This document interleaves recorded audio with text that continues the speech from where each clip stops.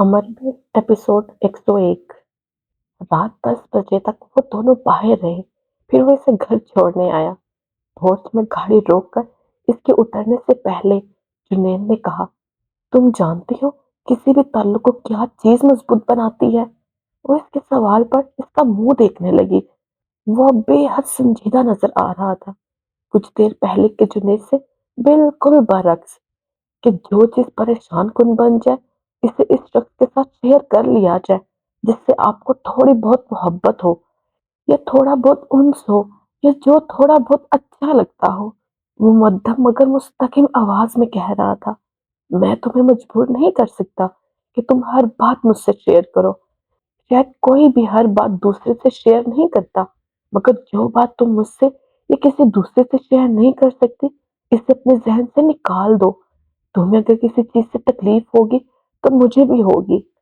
इसलिए किसी भी चीज को अपने लिए रिश्ता हुआ अनासुर मत बनाओ।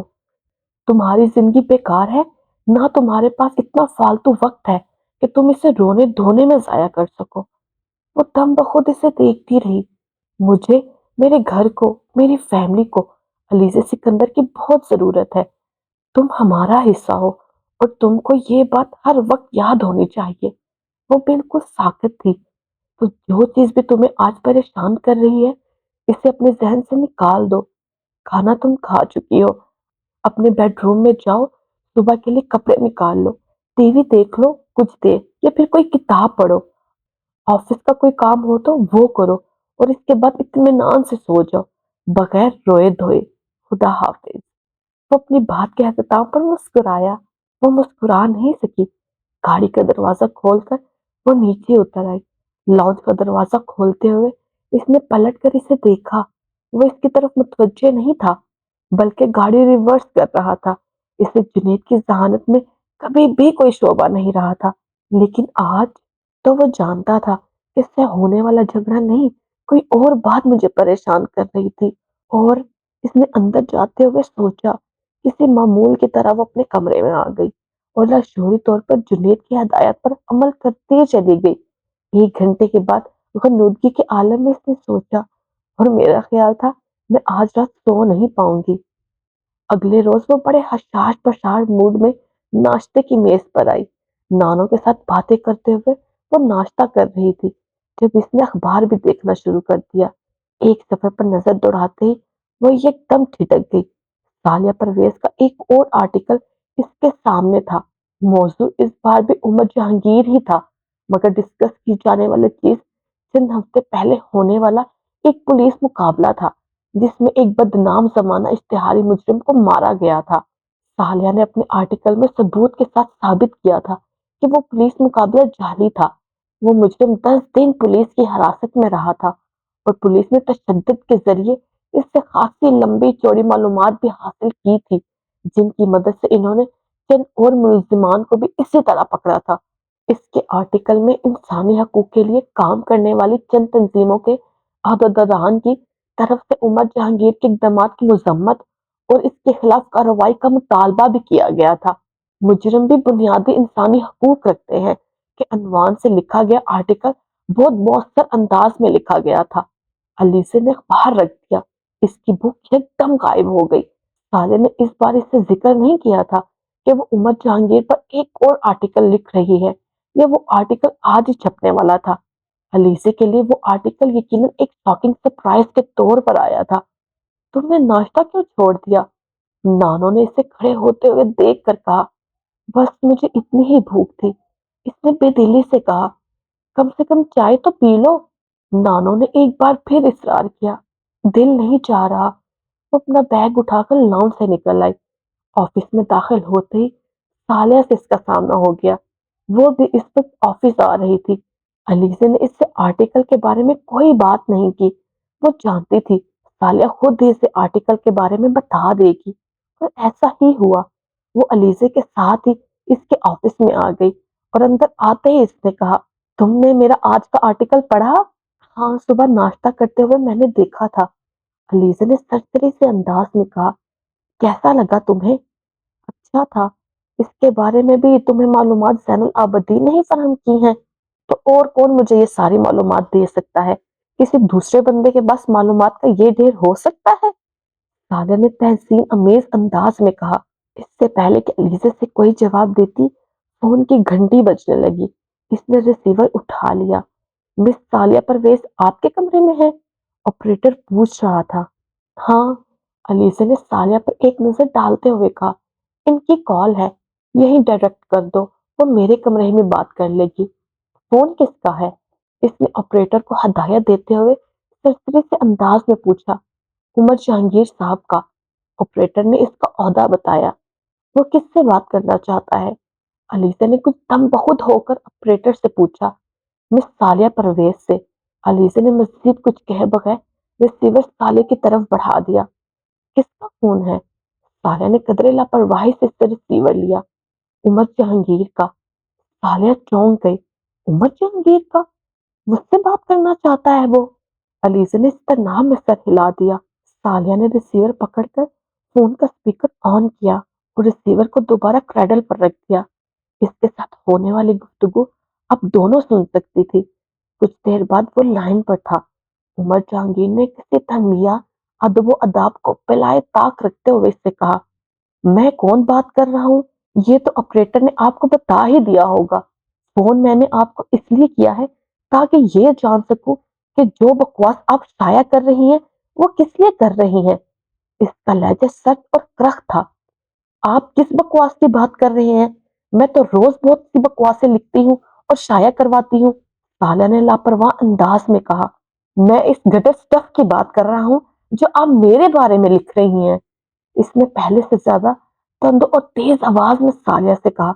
मुझे अफसोस हो रहा है कि आप सच को गटर स्टफ करार दे रहे हैं। सालिया ने कहा, आप अपने सच को अपने पास रखें और दूसरों के बारे में जुबान खोलने या कलम उठाने से पहले 10 बार सोच ले। मैं जर्नलिस्ट हूँ, मेरा काम ही सच लिखना है। अब अगर सच लिखने से किसी को तकलीफ होती है तो मैं क्या कर सकती हूँ? आप जैसे थर्ड क्लास ग्लो जर्नलिज्म करने वाले जर्नलिस्ट और इनके सच को मैं बहुत अच्छी तरह जानता हूँ और आपके ढकोसले और फरेबों से भी वाकिफ हूँ। कम से कम मेरे सामने ये परसाई और सच्चाई का चोला पहनने की जरूरत नहीं है। सालिया का चेहरा सुर्ख हो गया। आपको अगर मेरे से किसी आर्टिकल पर एतराज है तो मुझे इसकी परवाह नहीं है। मैं वही लिखूंगी जो मैं चाहूंगी। इस बार सालिया ने भी तंदो तेज लहजे में कहा, मैं आपको और आपके अखबार को कोर्ट में लेकर जाऊंगा। कोर्ट खुले हैं, जब आपका दिल चाहे ले जाए। क्या यही इत्तला देने के लिए आपने मुझे फोन किया है? साले ने तंजिया लहजे में कहा, नहीं, मैंने आपको ये इत्तला देने के लिए फोन नहीं किया। ऐसे कामों के लिए इत्तला की जरूरत नहीं होती। वो इसी तरह कड़क लहजे में बोलता गया। मैं फोन करके सिर्फ ये देखना चाहता था कि आप हमाकत की कौन सी सीढ़ी पर तशरीफ फरमा हैं और ये भी चाहता था कि आप अपने काबिल एहतराम इन्फॉर्मर को ये इत्तला दे दे कि ऐसी हरकतों से वो मेरा कुछ नहीं बिगाड़ सकता। किसकी बात कर रहे हैं आप? जैनुल आबदीन की बात कर रहा हूँ। वही आपका जरिया मालूमात बना हुआ है ना? अलीसी को सारे के चेहरे पर बेतहाशा हैरत नजर आई। जैनुल आबदीन ने मुझे कोई मालूमात नहीं पहुंचाई। ये बात आप कोर्ट में खड़े होकर बताइएगा। वहां जरूरत पड़ेगी आपके इस बयान हल्फी की। और तर्ज लहजे में कह रहा था, मैं आपकी ऐसी धमकियों से खौफजदा नहीं होने वाली। साले ने कदरे उखड़े लहजे में कहा, धमकियां कौन दे रहा है आपको? इतना वक्त किसके पास है मैडम? मैं आपको अपने लीगल राइट्स के बारे में बता रहा हूँ। इसने दूसरी तरफ से तंजिया अंदाज में कहा, और आपको किसी चीज से डरने की जरूरत ही क्या है?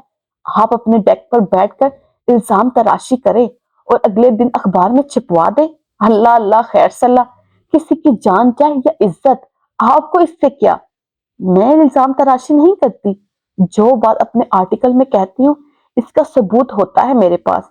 मैं कोई क्रेडिबिलिटी रखती हूँ, ख्वाब में आने वाली चीजों को नहीं लिखती। आपको मजीद सबूत चाहिए तो आप यहाँ अखबार के दफ्तर तशरीफ लाएं या फिर कोर्ट में तो आप जा ही रहे हैं। कोर्ट में पेश करूंगी सारे सबूत। उमर दूसरी तरफ इसकी बात पर मजीद मुश्तिल हुआ था। तुम और तुम जैसे जर्नलिस्ट और इनकी क्रेडिबिलिटी, तुम लोग हेडलाइन माफिया होते हो। सारी जिंदगी तुम लोग एक झूठी सी खबर को मिर्च मसाला लगाने पर गुजार देते हो।